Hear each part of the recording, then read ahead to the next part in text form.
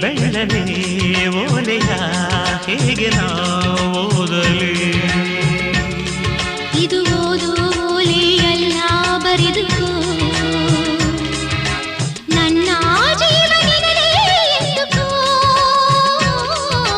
ನಿನ್ನ ಮನದ ಮನೆಗೆ ತಂದುಕೋ ಈ ಕಂಗಳ